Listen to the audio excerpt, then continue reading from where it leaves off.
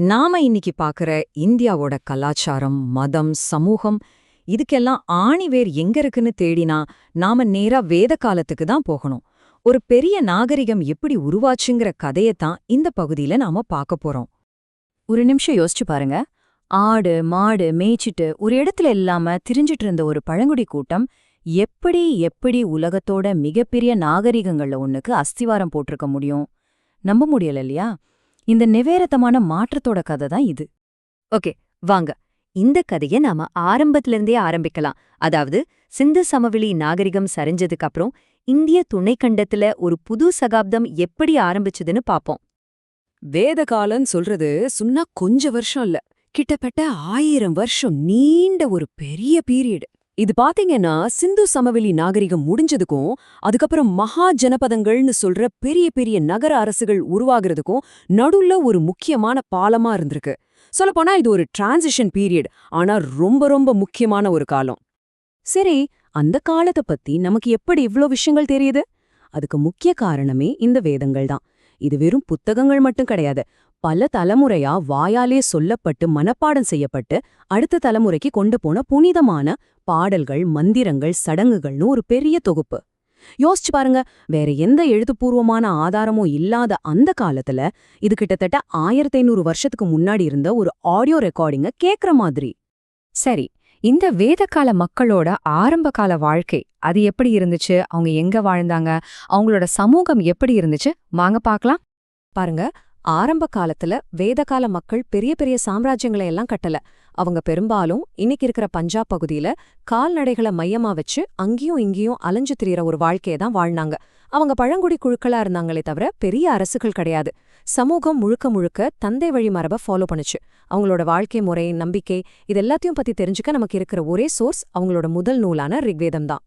அதிகாரத்துல நடந்த மாற்றம் ரொம்பவே இன்ட்ரெஸ்டிங்கான ஒண்ணு. ஆரம்பத்துல ராஜன்னு சொன்ன தலைவன் அவன் இஷ்டத்துக்கெல்லாம் ஆட்சி செய்ய முடியாது. சபா, சமிதின்னு 2 மக்கள் சபைகள் இருந்துச்சு.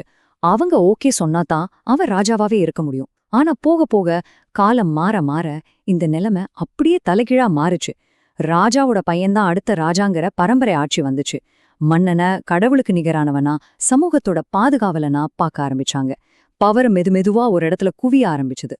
நாடோடியா திரிஞ்சிட்டு இருந்த வாழ்க்கை முறையிலிருந்து ஒரே இடத்துல தங்கி விவசாயம் செய்யற சமூகமா மாறினதுதான் வேத காலத்தோட மிகப்பெரிய டேர்னிங் பாயிண்ட்னே சொல்லலாம். இந்த மாபெரும் விவசாய புரட்சி எப்படி நடந்துச்சுன்னு இப்ப பார்க்கலாம். இந்த பெரிய மாற்றத்துக்கு என்ன காரணம்னு நினைக்கிறீங்க? ஒரே ஒரு உலோகம்தான், இரும்பு. ஆமா, இரும்பு. இரும்பால செஞ்ச கோடாரிகள், கலப்பைகள் எல்லாம் புழக்கத்துக்கு வந்ததுக்கு அப்புறம்தான் கங்கை சமவெளியில அடர்ந்த காடுகளை அவங்களால வெட்டி சாய்க்க முடிஞ்சது. அந்த நிலத்தை விவசாயத்துக்கு கொண்டு வர முடிஞ்சது. இது ஒரு புதிய யுகத்தோட தொடக்கம். இது ஒரு செயின் ரியாக்ஷன் மாதிரி வேலை செஞ்சுச்சு. முதல்ல இரும்பு கருவிகள் வந்துச்சு. அதை வச்சு காடுகளை அழிச்சாங்க. காடுகளை அழிச்சதால ஒரே இடத்துல தங்கி விவசாயம் பண்றது சாத்தியமாச்சு. விவசாயம் நல்லா நடந்ததால தேவைக்கு அதிகமா உணவு உற்பத்தியாச்சு. இந்த உபரி உணவுதான் பெரிய ராஜ்யங்களும் நகரங்களும் உருவாகிறதுக்கு தேவையான அடித்தளத்தை போட்டு கொடுத்துச்சு. ஒன்னோட ஒன்னு கனெக்ட் ஆயிக்கு பாத்தீங்களா? மக்கள் ஒரே இடத்துல நிரந்தரமா வாழ ஆரம்பிச்சப்போ அவங்களோட சமூக அமைப்பும் அப்படியே மாற ஆரம்பிச்சது. ஏன்னா புது வாழ்க்கை முறைக்கு ஒரு புதுவிதமான சமூக கட்டமைப்பு தேவைப்பட்டுச்சு.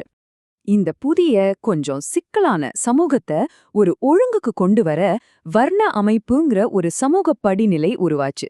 இது மக்களை அவங்க செய்யற தொழில அடிப்படையா வச்சு 4 பெரிய பிரிவுகளா பிரிச்சது.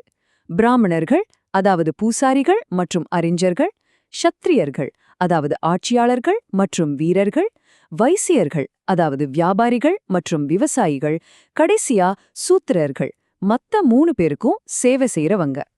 ஆனா இந்த வர்ண அமைப்பு ஆரம்பத்துல இருந்தே பிறப்ப அடிப்படையா வச்சு ரொம்ப கடுமையா இருந்துச்சா? ஒருவேளை இல்லையோன்னு தோணுது. ரிக்வேதத்துல வர இந்த ஒரு வரி ரொம்ப சுவாரஸ்யமான ஒரு விஷயத்த சொல்லுது. நான் ஒரு கவிஞன், என் அப்பா ஒரு டாக்டர், என் அம்மா மாவரைக்கிறாங்க. பாருங்க, ஒரே குடும்பத்துல 3 பேரும் 3 வேற வேற வேலைகள் செஞ்சிருக்காங்க. இது என்ன காட்டுதுன்னா, ஆரம்ப காலத்துல சமூகத்துல ஒருத்தர் தன்னோட தொழில மாத்திக்கிறதுக்கு வாய்ப்பு இருந்திருக்கலாம். அந்த அளவுக்கு நெகிழ்வுத்தன்மை இருந்திருக்கலாங்கிறதுக்கான ஒரு முக்கியமான சான்றா இத பார்க்கறாங்க. நாடோடி வாழ்க்கையில ஆரம்பிச்சு விவசாய புரட்சி, புதிய சமூக அமைப்புன்னு பல மாற்றங்களை நாம பார்த்தோம். சரி, இந்த 1000 வருஷ வேத காலத்தோட நிரந்தரமான தாக்கம் என்ன? அது இந்தியாவை எப்படி இன்னைக்கு வரைக்கும் வடிவமைச்சிருக்கு? வேத காலத்தோட இறுதியில இந்தியா முழுக்க முழுக்க ஒரு புதிய கட்டத்துக்குள்ள போச்சு. மகாஜனபதங்கள்னு சொல்ற உண்மையான பெரிய நகரங்கள் உருவாச்சு. வியாபாரம், பயணம் எல்லாம் செழிப்பா இருந்துச்சு. அதுவரைக்கும் பேச்சு வழக்குல மட்டுமே இருந்த சமஸ்கிருதம் இலக்கண விதிகளோட ஒரு செம்மொழியா மாறுச்சு. ரொம்ப முக்கியமா வேதங்களோட சில கருத்துக்களை கேள்வி கேட்ட சமணம், பௌத்தம் மாதிரியான புது சிந்தனை பள்ளிகளும் உருவாச்சு. இந்த எல்லா மாற்றங்களும் ஒன்னு சேர்ந்து இன்னைக்கு நம்ம பார்க்குற இந்து மதத்தோட அடிப்படை கூறுகளை உருவாக்குச்சு. அதனால வேத காலம்ங்கிறது ஏதோ வரலாற்று புத்தகத்துல முடிஞ்சு போன ஒரு பாடம் மட்டும் கிடையாது. அதுதான் இந்திய நாகரிகத்தோட ஆணிவேர். அவங்க உருவாக்கின மதம், தத்துவம், சமூக கட்டமைப்புகள் இது எல்லாமே ஏதோ ஒரு விதத்துல இன்னைக்கு வரைக்கும் இந்தியாவை பாதிச்சிட்டு இருக்கு. 1000 வருஷத்துக்கு முன்னாடி அவங்க எழுப்பின கேள்விகள் இன்னைக்கும் நம்ம மத்தியில விவாதிக்கப்பட்டுட்டு இருக்கு. அந்த வகையில பார்த்தா வேத காலம் இன்னும் நம்ம கூட வாழ்ந்துட்டு தான் இருக்கு.